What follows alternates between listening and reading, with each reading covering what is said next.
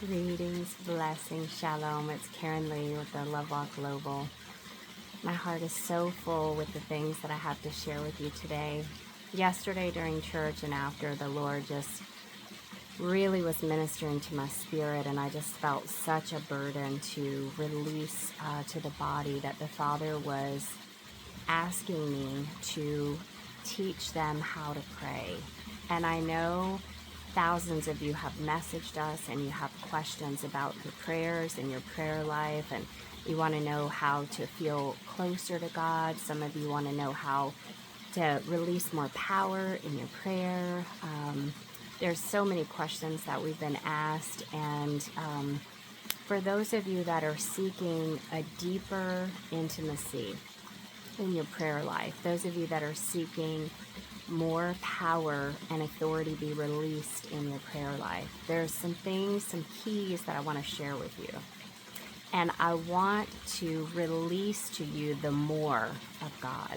And I want you to know that as great as your desire is to have intimacy with Him, to communicate with Him, and to step into the fullness of the giftings and the things that He's called you into, that His desire is even greater for you to have intimacy with Him. His desire is even greater for you to step into the more of God. That His heart for you is that you would fully receive the things that He has for you. His invitation to each and every one of us is into the more of God. And the way that we enter through that gate of the more of God is through intimacy. There's so many things that the Lord has been showing me about. There are people, the Lord said to me for the last 2 years, they profess to know me with their mouths, but their hearts are far from me. And many of these people are well-meaning, well-intentioned Christians that truly do desire. I want you to know that He desires, His heart for you is the more of God, the deep things of God. He desires, He waits for you each day to come and sit with Him. He is never hiding from you. He's not playing hide and seek. He desires to meet with you each and every day. And He is speaking all the time, every day. If we will be still, if we will tune our ear to hear, if we will partner with His heart, if we will remove the things in our lives that we have allowed that bring in compromise and that can pollute the atmosphere, that can grieve the Holy Spirit, I just want to share with you.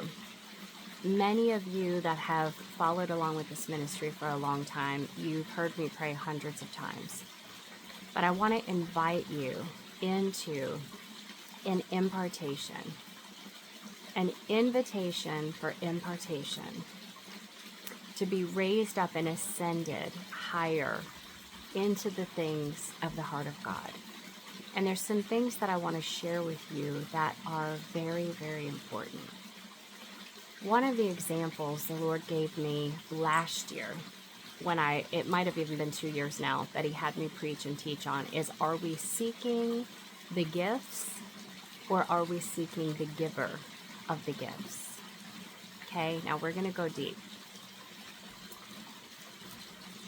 There is loving God, and then there's being in love with God.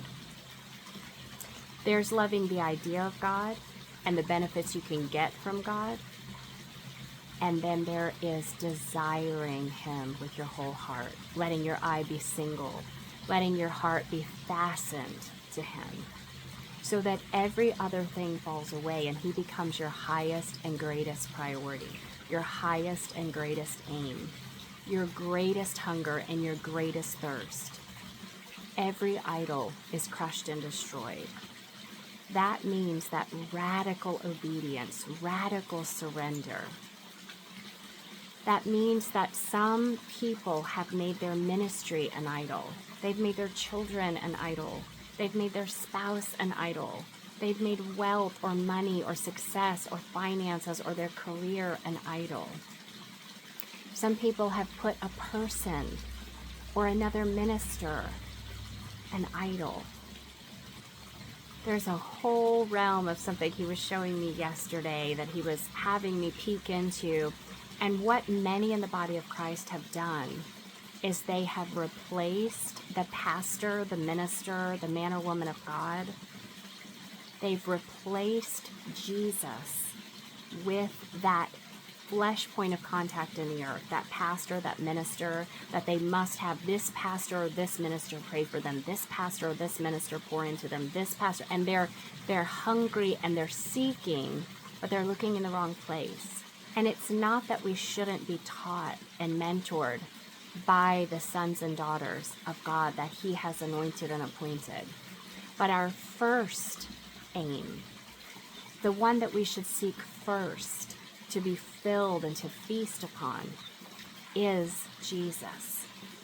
And many of us, people will go to YouTube or to Facebook or to church, and they will sit and feast on the things of man. And they get so busy with that they actually fail to come away and get alone and feast on the presence of the Father. And so what we're talking about here is as I'm releasing these things, we are unraveling and we are dismantling wrong thoughts and mindsets, and things are being exposed even in our own hearts about the way that we've been seeking after God. Because many of us, we desire the gifts, we desire an encounter, we desire to walk in the supernatural, we desire the things of the kingdom. But are we truly seeking the giver of the gifts? We want healing, but are we seeking the healer? We want provision, but are we seeking the source of all provision? Many want a platform, they want influence, they want a bigger ministry, they want a bigger church, and their eyes are set on the wrong thing. See, the Lord searches the hearts of men, and heart posture matters most to God, and nothing is hidden from him. He will not be deceived.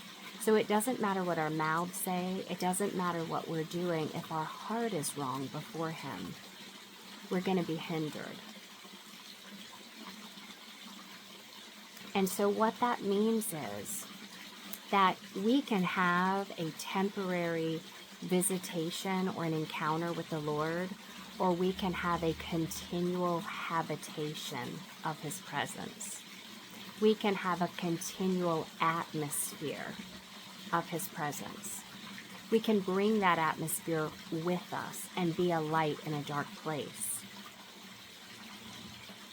Many people go to ministers, they go to conferences, they go to crusades, they go to churches, they go to ministries for a touch or a taste of encounter or of his presence. And they have a spiritual hit or high or feeling in a moment that's emotional. But when they leave that area, that atmosphere, that place, there's not a lasting transformation. Because they are coming in to taste and borrow what others have persevered, the way that others have plowed and prepared the ground, the way that others have sat in intimacy with the Father. And there needs to be a shift in our understanding and perception. How many of you understand that all of the good gifts that God gives us, he loves a cheerful giver, and that we're blessed to be a blessing. So our gifts aren't for us, they're for others. Our talents aren't for us, they're for others. So the things that he's put in us, the revelation and the wisdom and the impartation, is not for us, it's for his children. It's for others. The favor that he puts on us is for others. We are blessed to be a blessing. And when you understand that while we are to desire every spiritual gift, and we're amassing these spiritual gifts, and as we function and flow and practice in these giftings, they're increased. But it's not for us. It's not to elevate us. It's not to puff us up. It's not to make us known. It's not so that man will think that we're great. It's so that man will know that God is great and that God has been in their midst, so that man will have an encounter, a point of contact with heaven and the earth. And here's where the shift needs to happen. When you come into an atmosphere of the presence of God, when you come to a meeting or a crusade or a prayer or a person, and you touch and taste heaven, it's so that when you taste and see that He is good, that your heart is so stirred for more of God, that when you come away, instead of losing and feeling that encounter grow dim and further away, it would cause your own heart to be stirred up, to pursue Him with all that you have and all that you are. And even if your prayer is, Lord, I don't know how, and I don't know what I'm doing, and I don't know what to say, but Lord, you know what to say through me. And Lord, you are my desire. Lord, it's you that I'm after. Lord, it's your face that I'm seeking. And you refuse to let go. You refuse to be moved. Just like Hannah, when she was praying that her womb be opened. You just refuse. Just like when Jacob wrestled with the angel of the Lord and said, I won't let you go until you bless me.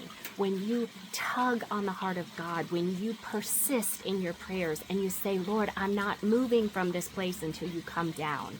Lord, I am searching and seeking, and your word says that if I knock, the door will be opened, that if I ask, it will be given unto me, that if I seek, that I will find. If you make space and get quiet and make room and you say, Lord, Lord, what is on your heart? What do you want to show me or tell me? Lord, your servant is listening. And be still and get quiet and listen. He will speak to you. Let our prayers be, Lord, tune our ears to hear, sharpen our hearing. Lord, open the eyes of our heart and our understanding. Lord, let our heart be tender and fertile soil to receive what it is that you have, and let it be sealed and planted and deeply rooted in our hearts. As you feast on His word, read it out loud, so that faith comes by hearing, and hearing by the word of God. Ears, that you're hearing it, that you're speaking it, and you're hearing His word wash over you. And say, Lord, give me wisdom and revelation and knowledge and understanding in your word as I meditate on your word, as I chew on your word, Lord, as I feast on your word. Lord, what are you saying to me? What do you want to show me? Lord, what secret hidden mysteries do you want me to see? We're going to talk in just a moment a little bit more about prayer, but there's an analogy that I want you to see. When you're a parent, if you have a child, and I know many of you in the nations that are severely impoverished, this illustration and application may seem a little far removed from you in particular, but you will get the point of what I'm saying. If you're a parent and you have a child, and every time you see your child comes to you with their hands out, and your child says, I need $5, I need $10, I need $50, I need $20, I need you to buy me this, I need you to give me this, I need you to take me here, I need you to take me there, I need you to fix this that I messed up, I need you to go and talk to this person for me because I messed up, I got myself in a mess and I need your help, I need you to give me this and take me here and take me there and show me this and teach me this. I want you to hear what I'm saying. If the only time that your child ever speaks to you is with their hands out, asking, give me, give me, give me, give me, give me, do for me, give me, help me, give me, give me. Your heart as a parent is that sometimes that child would just come and be thankful and be grateful. Come and spend time with you and ask for nothing. Come and sit with you and appreciate you and ask for nothing. Come and say, Mom, Dad, I don't need anything. I don't want anything. I just love you. I just love you and I just appreciate you and I just want to spend time with you. I just love you and I'm thankful for you and I'm thankful for the life that you gave me. I'm thankful that you give me a roof over my head. I'm thankful that you feed me. I'm thankful that you keep clothes on my body. I'm thankful that you take me from here to there. I'm thankful that you cover me, that you look after me and you protect me. Do you hear the parallel? Sometimes we approach our Father in heaven, and the only time we come is when we need something and we have our hands out and we're just asking him, give me, give me, give me, give me. And we actually treat our King of Kings as a prostitute, that we can just come and get whatever we need whenever we need it and then throw him to the wayside until we need something again. That he's simply there just to meet our needs. We fail to reverence him. We fail to honor him. We fail to praise him, to glorify him, to exalt him. We fail to come to him for no reason at all except that we miss him and we delight in him and we delight in his presence and we just adore him. And we don't need anything, and we don't want anything but to be near him. We just want to sit at his feet. We just want to sit on his lap. We just want to rest our head on his chest. We just want to hold his hand. We just want to sit in his presence. We don't need anything. We didn't come for any ulterior motive. We didn't come to ask him for anything. I want you to hear me by the Spirit of the living God. Your Father that sits in heaven he knows every single thing that you have need of. He knows what you're going to ask before you even open your mouth to pray. Every problem that you have ever had and will ever have, he already has the solution. He already has the victory. Every need that you'll ever have, he already has provision. Every obstacle, he already has the solution. So when you come into this deeper place of knowing that your Father in heaven sits above all things and he is sovereign and he adores you and he delights in you, and his heart is that you would just come and be with him, that you would just come and sit with him, that you would just come and soak in his presence, that when you come to him, you don't need to give him a 12-page list of everything that you need and that you want. He already knows the desires of your heart. He already knows what you have need. If you shift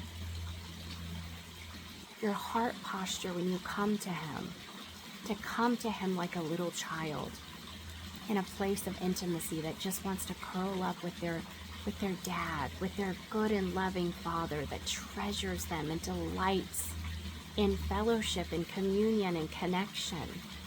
This is the access we've been granted in Jesus. This is the invitation that we have to commune and fellowship with the Creator of all things because of the finished work on the cross that Jesus did.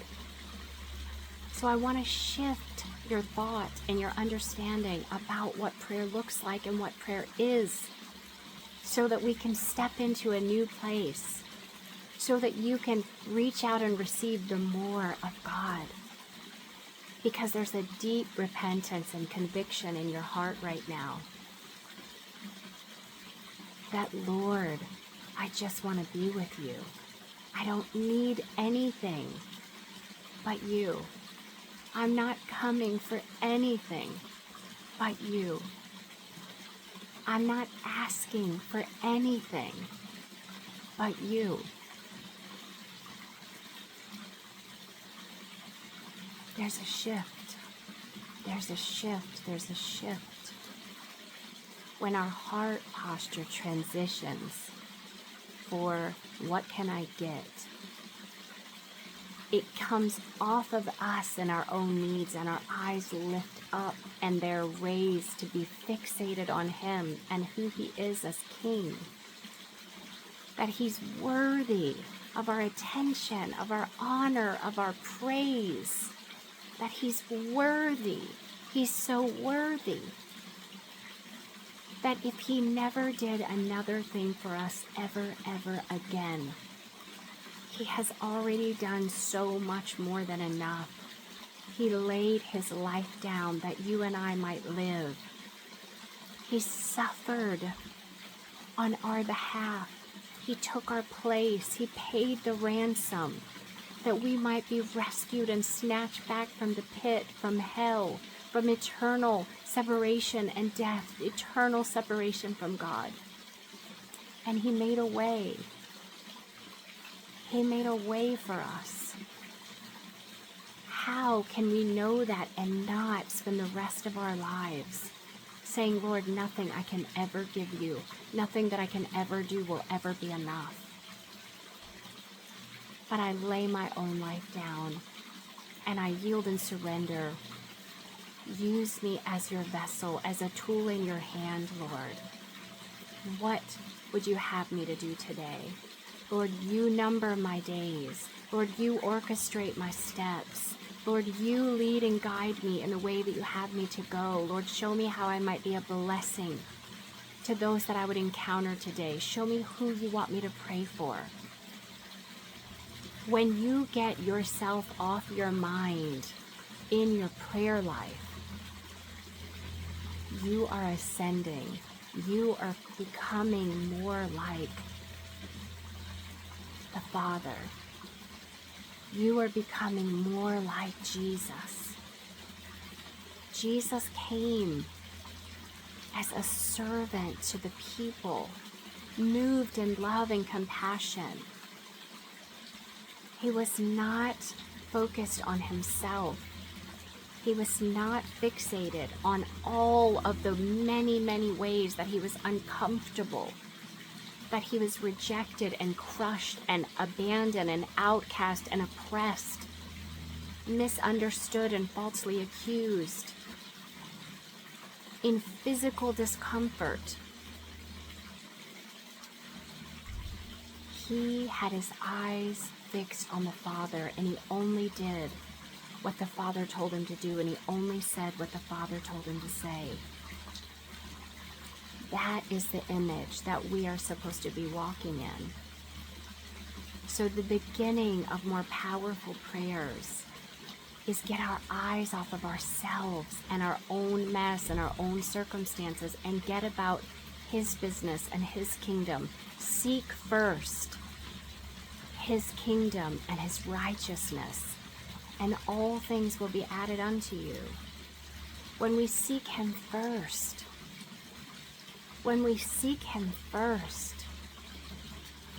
when you are about your Father's business, your Father is about your business. When you are praying for other people's household and their children, the Lord is covering your own children.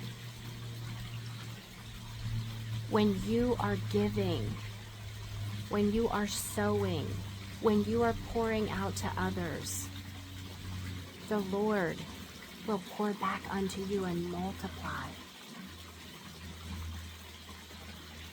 You can never, ever, ever outgive God, whether it's your time, your attention, your resources, your money, your finances. Whatever you give to Him, He gives back multiplied, because that's who He is. That's who He is.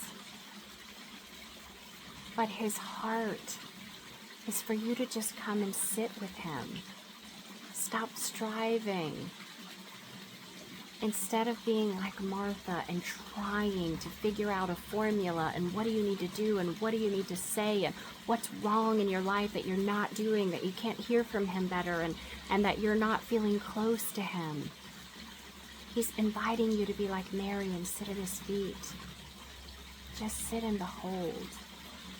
Just sit and behold. Just invite him into the space and into the place to just be with him. Just be with him and ask what's on his heart. Ask what's on his mind. It radically changes everything. I want you to imagine that same child that comes to you and climbs up in your lap and says, I just love you. I just appreciate you. I don't need anything. I don't need anything. I just love you and I just appreciate you. I just appreciate you. I just wanted to be with you. I just wanted to snuggle up with you. I just wanted to hug you and sit next to you. I just wanted to be close. I missed you.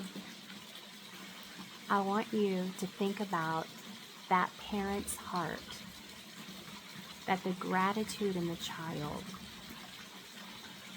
that recognizes the provider, the one that is keeping them, the one that gave them life. The mirror in the natural and the spiritual.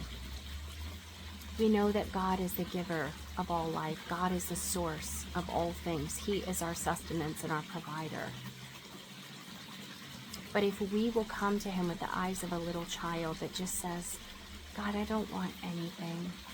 I don't need anything. I just want to be with you. I just want to sit with you.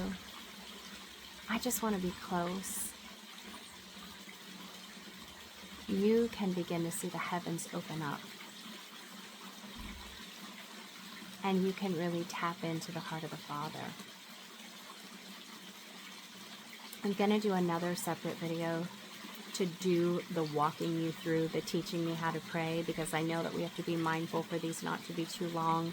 Many of you in the nations, you have limited data, you have limited internet, you have limited time, and sometimes you have to break these up into a couple different teachings, and so I want to be mindful of that. So I will do a part 2 to this with nothing but just prayer. So I love you so much. Jesus loves you even more, and I pray that this blesses you, that this ministers to your spirit, and we just bless you with every blessing, every spiritual blessing, and the more of God. We love you so much. Shalom. We'll talk soon.